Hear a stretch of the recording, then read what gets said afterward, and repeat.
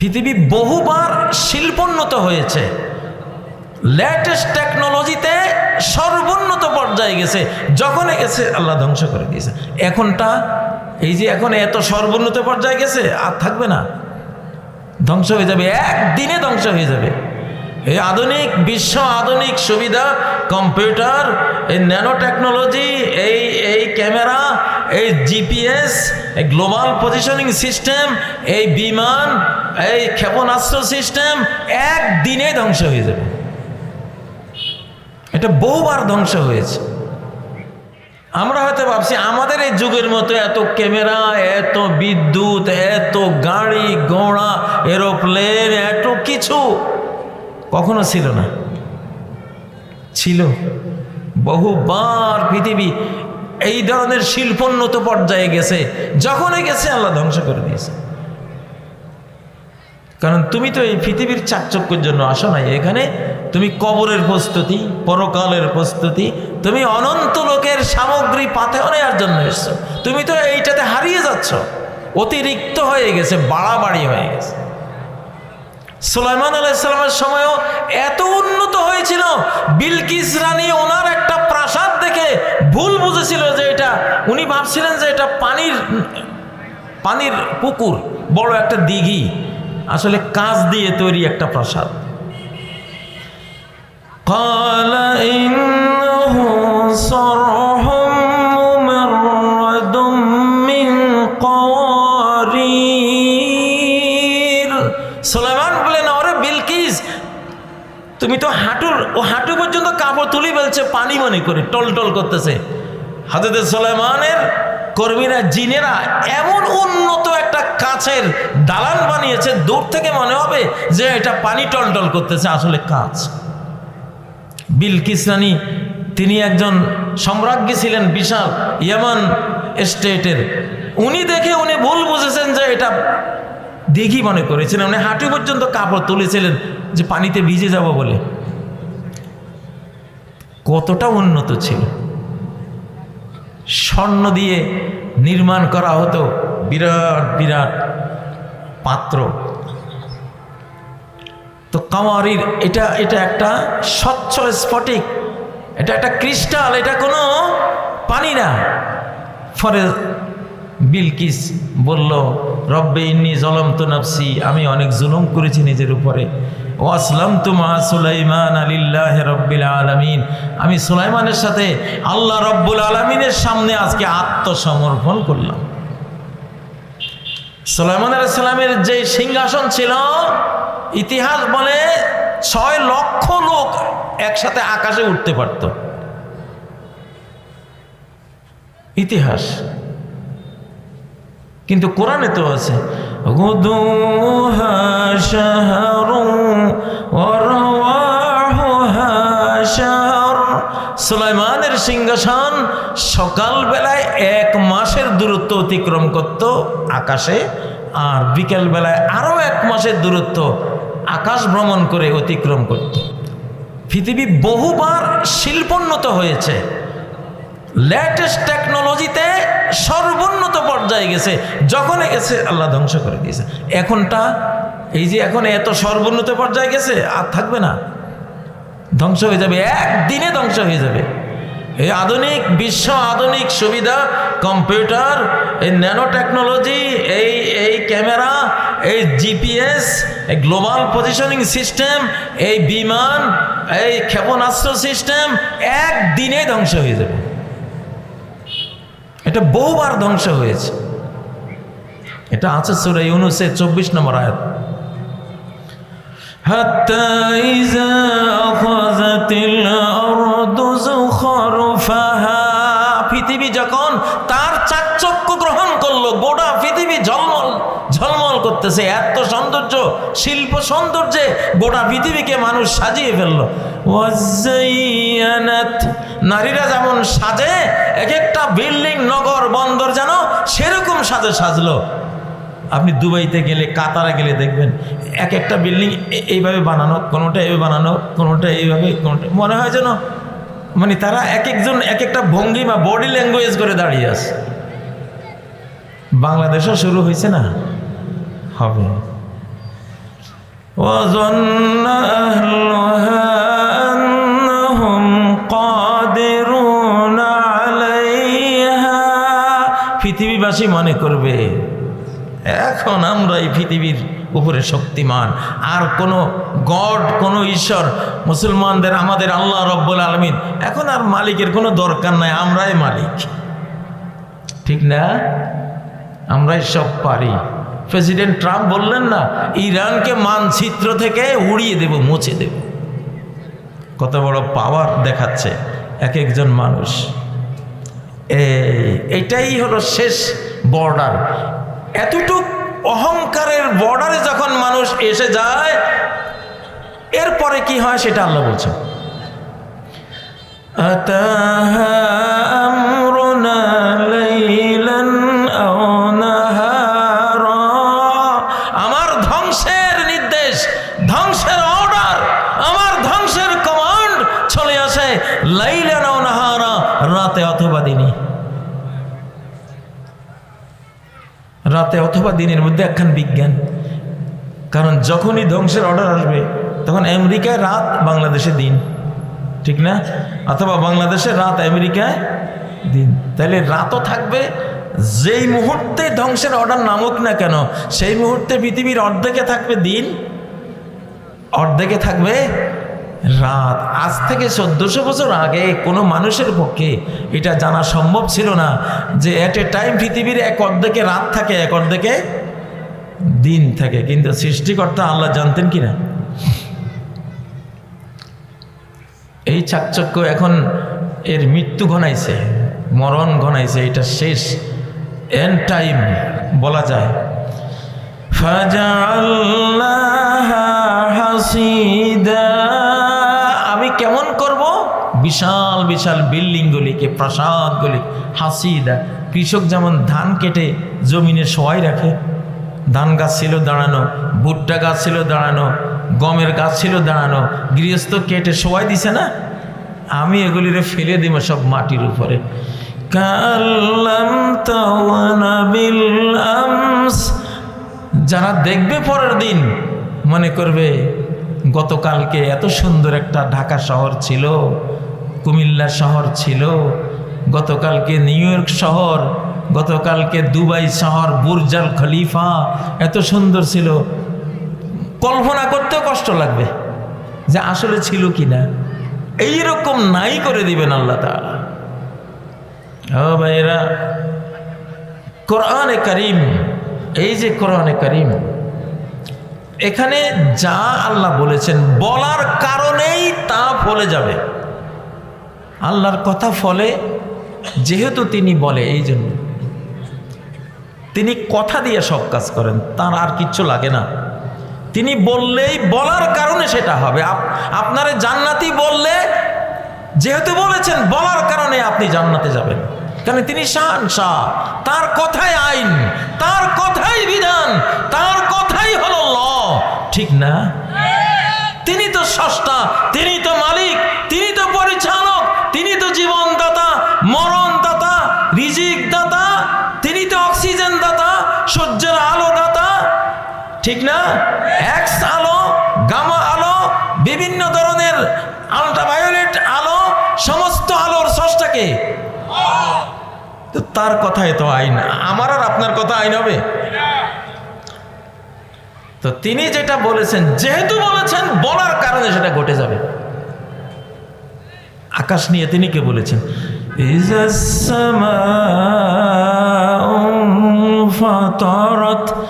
স্মরণ করো সেই সময়কে যখন এই আকাশ চূর্ণ বিচূর্ণ হয়ে যাবে। বাস হয়ে যাবে, যেহেতু তিনি বলে ফেলেছেন, যেহেতু তিনি বলেছেন। আর তার কাজ তিনি করেন শুধু কথা দিয়া। আতাই কালামুন আমানি কালাম। আমার দান কথা দিয়ে হয়, আমি বললেই সেই জিনিসটা অস্তিত্বে আসে। কোন ফায়াকুন, কোন ফায়াকুন, হও আর অমনি তা হতে বাধ্য। আমি আর আপনি কাজ করতে, খাবো, খাওয়ার জন্য চাল আনতে হবে, ডাল আনতে হবে, মাছ আনতে হবে, রান্না করতে হবে, আমাদের জিনিস লাগে। ঘর বানাইতে রড, ইট, সিমেন্ট লাগে। ঠিক না? রাস্তা বানাইতে মাটি লাগে, তারপরে পিচ লাগে, এইটা লাগে, ওইটা লাগে, আমাদের জিনিস লাগে। আল্লাহ তো জিনিস লাগে না, তিনি সব করেন কি দিয়া? কথা দিয়া।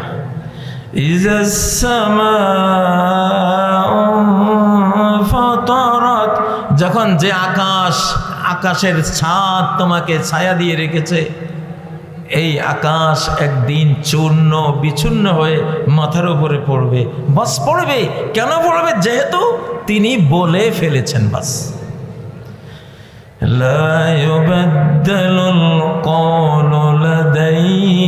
মুহাম্মদ সাল্লাল্লাহু আলাইহি ওয়াসাল্লামকে বলে দিয়েছেন, ও মুহাম্মদ, তোমারে 50 ওয়াক্ত নামাজ সালাত দিয়েছিলাম ফরজ করে মেরাজের রাতে। মুসা আলাইহিস সালামের পরামর্শে কমাতে কমাতে কমাতে 5 ওয়াক্ত আসছে। কত? এই 5 ওয়াক্তের চেয়ে আর কমাবো না। তবে এই 5 ওয়াক্ত পড়লে 50 ওয়াক্ত পড়েছো বলে তোমাকে আর তোমার উম্মতকে আমি পুরস্কার সওয়াব লিখতে থাকবো। তারপরে তিনি বলেছেন, বাস বলে ফেলছি তো, আমি বলে ফেলেছি তো, জালিকা খামসুন ওয়া জালিকা খামসুন। পড়ার বেলায় 5, পুরস্কারের বেলা সওয়াবের বেলায় 50। পড়ার বেলায় কত? 5, সওয়াবের বেলায় 50। আল্লাহ কি বলেন? বলে ফেলছি, লা ইউবাদদালুল কওলু লাদাইয়া, আমার কথার অদল বদল কখনো হয় না। যেহেতু বলে ফেলেছি সেহেতু এটাই হবে। যেহেতু বলে ফেলেছি, ইবলিস তুই আমার আদমকে সেজদা দিস নাই, আমার নির্দেশের ভায়োলেশন করেছিস, হুকুম অমান্য করেছিস, আমার ল তুই লঙ্ঘন করেছিস, তোকে আমি জাহান্নামে দেব চিরকাল। আদমের ছেলে মেয়েরা যদি কেউ তোকে ফলো করে তারে শুদ্ধ আমি দেব জাহান্নামে চিরকাল। বলে ফেলেছি, আর এই কথার কোনো ব্যত্যয় হবে না। আমরা কত বড় ঝুঁকির মধ্যে না?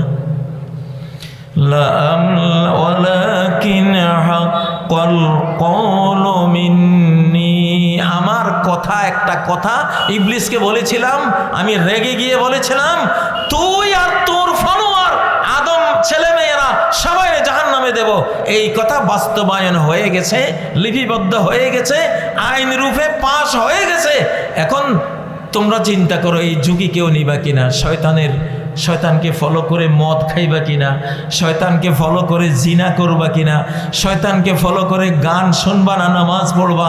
শয়তানকে ফলো করে সুদ খাইবা নাকি হালাল ব্যবসা করবা? শয়তানকে ফলো করে তুমি গার্লফ্রেন্ড নিবা নাকি তুমি বৈধ স্ত্রী নেবা? শয়তানকে ফলো করে তুমি ডান পন্থার দিকে যাবা নাকি শয়তানকে ফলো করে বাম দিকে যাবা, না মুহাম্মদকে ফলো করে ডান দিকে যাবা? সেটা তোমার ইচ্ছা। কিন্তু আমি বলে ফেলছি, আমি বলে ফেলছি। কি বলে ফেলছি? লা'আমলা'আন্না জাহান্নাম মিনাল জিন্নাতি ওয়ান নাসি আজমাইন।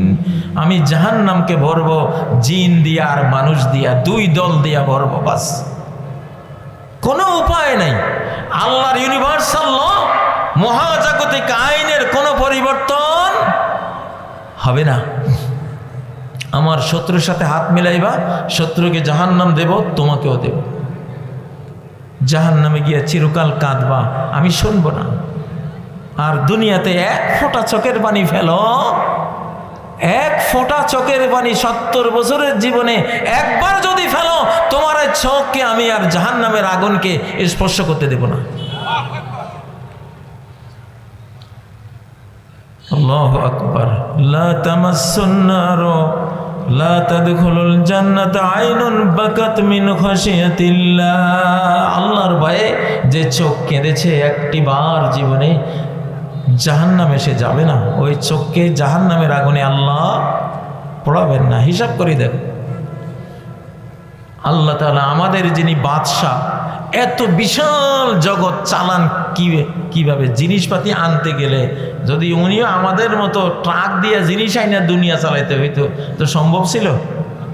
হ্যাঁ, ওনার পাওয়ার ওই রকম, শুধু কথা, শুধু অর্ডার, আর সাথে সাথে মহা জগৎ তৈরি করে ফেলেন কোন ফায়া কোন দিয়ে, ঠিক না? ইজাস সামাউন ফাতারাত যখন যেহেতু বলেছেন আকাশ ফেটে যাবে, ফেটে যাবেই। ওয়াইযাল কাওয়াকিবু ইনতাসারাত, আর যখন গ্রহ তারা চাঁদ সূরজ একটা একটা করে খসে পড়বে। ওয়াইযাল কাওয়াকিব, যখন গ্রহ উপগ্রহ চাঁদ তারা এরা সব ইনতাসারাত বিক্ষিপ্ত হয়ে দিক বিদিক খসে পড়বে। বাস পড়বেই। কেন পড়বে? যেহেতু তিনি বলেছেন। কোরআনে আইন লেখা হয়ে গেছে। এই কোরআন হলো মহাবিশ্বের ল বুক। কি বুক? আমাদের ৭২ সংবিধানে যা আছে ও কইলে কি হয়ে যাইব? চুরি করা কত নিষিদ্ধ করে আইন করে, যত আইন করে চুরি নিষিদ্ধ করে চোরের সংখ্যা তত বাড়ে। ঠিক না ঠিক? আর এই কোরআনে একখানা আইন আছে, একখানা আইন আছে। ওই আইন যখন চালু করছিল 400 বছরে 6 জনে চুরি করছে, এমন ধরা খাইছে, হাত কাটা খাইছে। এরপরে তো আর দরকার না, চুরি জিনিসটাই আমরা আর করবো না। আর কত চোর মানুষ পিটাইয়া মারি ফেলে, বাংলাদেশ মেরে ফেলে, ঠিক না? গণপিটুনিতে মারা যায় না? সেটা বেশি খারাপ না আল্লাহ তাআলা যে কবজি সম্পদ হরণ করে, বাংলাদেশের 36 লক্ষ কোটি টাকা হরণ করেছে কবজি দিয়ে না?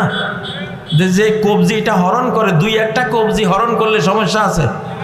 হ্যাঁ, চোর কবজি যদি গৃহস্থের দৈরা কবজিটা ফালাই দেয়, তাহলে গোটা জাতি নাকে তেল দিয়ে রাত্রে ঘুমাবে। কোনো চোর ডরে, কবজি হারাবার ভয়ে কেউ আইতো না চুরি করতে। ঠিক না ঠিক? আল্লাহ চান যে চোর না থাকুক, এই জন্য এমন এক কঠিন আইন দিছে, সুবহানাল্লাহ। এটা এক দেশে একটার কবজি হরণ করলে সব হেদায়েত হয়ে যাবে। ঠিক না? আর আমাদের খালি চোরের সংখ্যা। আল্লাহু আকবার। কিছুদিন হয়েছে খালি গ্যাস নিয়ে সমস্যা, গ্যাসের সিলিন্ডার পাওয়া যায় না, গ্যাস পাওয়া যায় না। কোন চোরে জানি কোথায় কি মারছে কি জানি, আল্লাহ জানে। ঠিক না? হ্যাঁ, চুরি বন্ধ হোক আপনারা চান? কারা কারা চান? আল্লাহু আকবার, তাকবীর।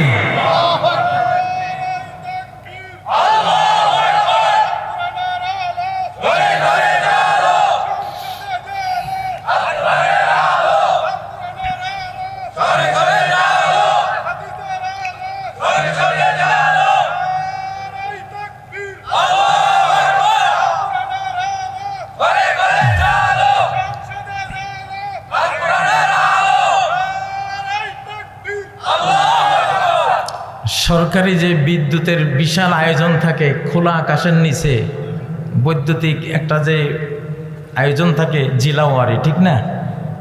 দামি দামি জিনিস ফেলে রাখছে। চোরে মনে করছে কেউ তো নাই, ডানে বামে দেখছে, কেউ তো দেখতেছে না, ঢুকছে ডুইকা দামি দামি জিনিস নিয়ে রওনা। যে পুলিশ যে ওই সিসি ক্যামেরা যা সেট করে অফিসে বসে সব দেখতেছে, ও খবর নাই। এখন যখন বের হবে সামনে দিয়ে আসি, স্যার এদিকে আসেন, কই যান? ঠিক না বে ঠিক? আহা, এই পৃথিবীতে চুরি করার কোনো জায়গা আছে? মালিক নিজে দেখতেছেন আকাশ থেকে, চামড়া সাক্ষী, ঠিক না? চক্ষু সাক্ষী, হাত পা সাক্ষী, ঠিক না? ইয়াউমাইযিন তুহাদ্দিসু আখবারাহা।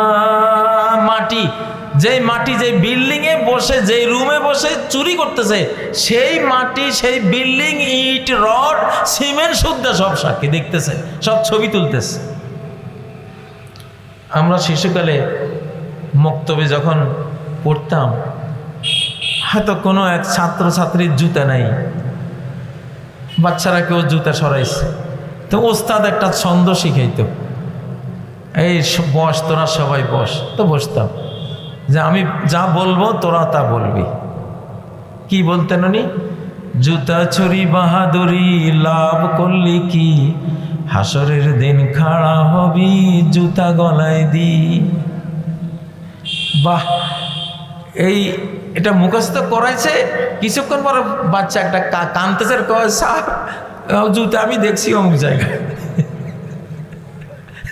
ওষুধে কাজ হয়েছে না না হয়েছে? হ্যাঁ, পুলিশ লাগছে নি? আরে মিয়া, পুলিশ, র্যাব, কোবরা এগুলি দিয়ে দেশ ঠিক করা যায়? পুলিশ বসা দিতে হইব আল্লাহর ভয়ের পুলিশ, তার হৃদয়ের মধ্যেই।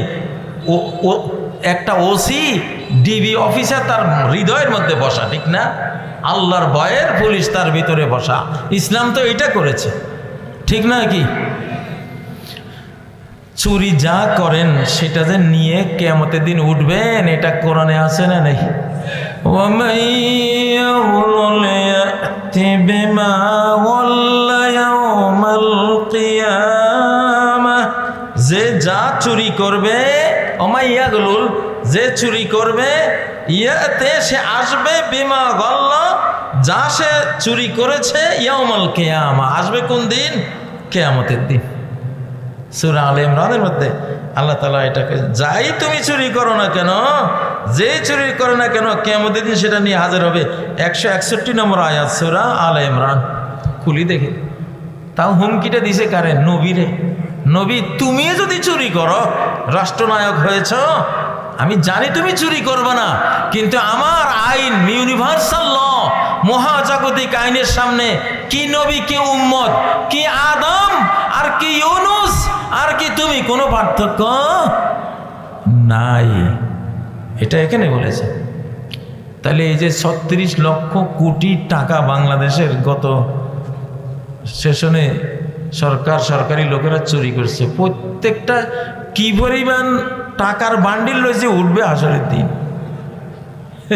সেদিন কত কি পরিমাণ মানে অপমান, অপদস্থ মানুষের সামনে হইব, ঠিক না বেটি? কি মন্ত্রী সাহেব, আপনার এই দশাকা, এগুলি কি? ও, খাইছিলেন বুঝি এগুলি, ঠিক না?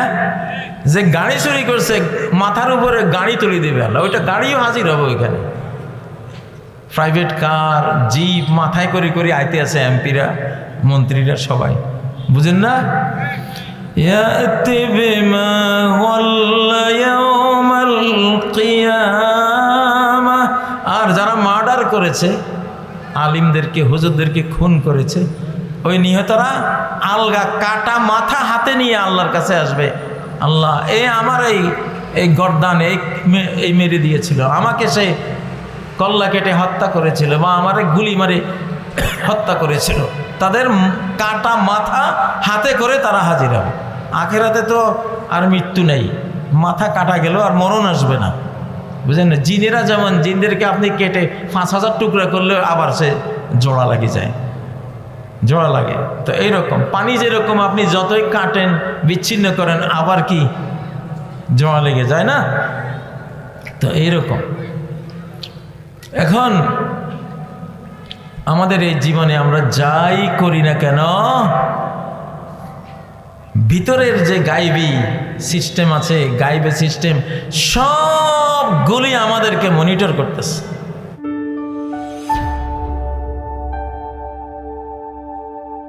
Islamic Tone 24 in charge of the ghetto.